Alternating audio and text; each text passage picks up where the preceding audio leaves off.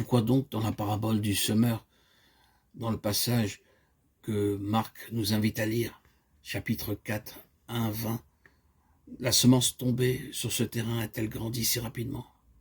Et pourquoi aussi s'est-elle si vite desséchée?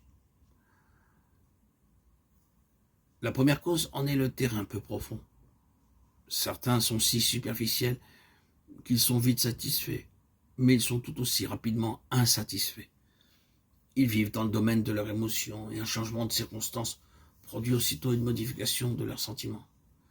Lorsque la parole est présente, ils y répondent rapidement, mais l'écho spirituel ne subsiste pas. Peu après avoir été ému par la parole de Dieu, une autre influence les met en émoi, et ils se livrent à cette nouvelle impression.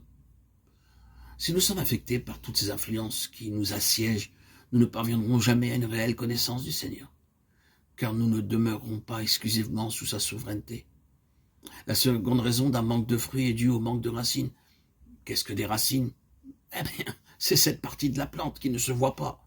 Dans la vie d'un chrétien, elle représente son histoire secrète avec le Seigneur. Celui qui n'a pas une histoire secrète avec le Seigneur vit uniquement pour être vu des hommes. Puisque je peux vous poser une question sans détour. Quelle proportion de votre vie est vécue dans le secret? Y a-t-il quelque chose qui soit soustrait aux yeux des hommes? Votre vie de prière se limite-t-elle aux prières que vous exprimez dans les réunions de prière? Votre connaissance de la parole de Dieu est-elle bornée uniquement par ce que vous prêchez? Vous empressez-vous de partager toutes vos expériences spirituelles avec les autres?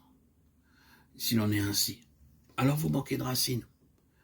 Un arbre qui ne pouvait puiser suffisamment de nourriture là où il était planté a étendu ses racines vers un cours d'eau assez éloigné et de ce fait a survécu au rude climat.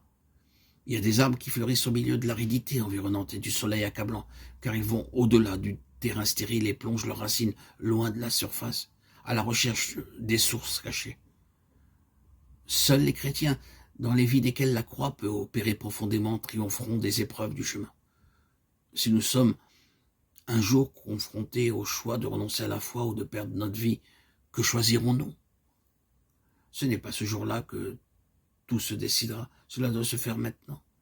Il n'y a de vrais martyrs que lorsque la vie de celui-ci s'est enracinée en Christ, bien avant le jour de l'épreuve. Si nous faillissons ce jour, c'est parce que nous n'aurons pas été enracinés profondément en lui aujourd'hui.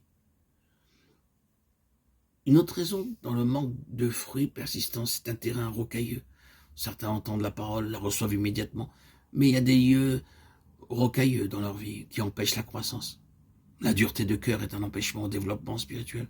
Beaucoup de chrétiens sont tellement campés sur leurs idées qu'ils ne progressent pas dans la connaissance de Christ.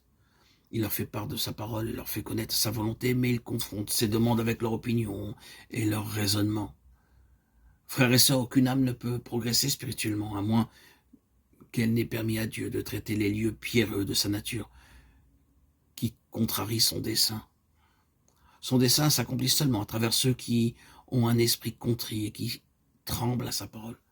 Il ne se réalisera jamais dans ceux qui contestent sa parole avec leur propre parole. Ce ne sont pas tous ces enfants qui opposent une résistance à sa parole.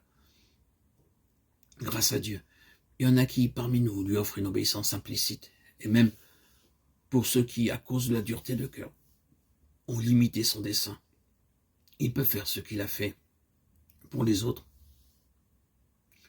Le Seigneur est entré dans Jérusalem sur un ânon qui n'avait été encore monté par personne. Il a dressé cet ânon afin d'accomplir son dessein. Et il peut le faire pour nous si nous nous humilions devant lui.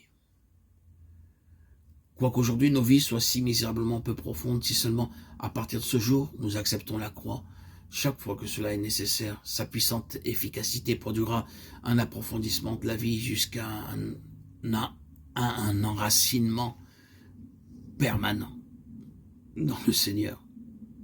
Amen. Alléluia. Gloire à Dieu au plus haut des cieux et paix sur la terre aux hommes qu'il aime. À toi, Seigneur, tout honneur et toute gloire pour les siècles des siècles.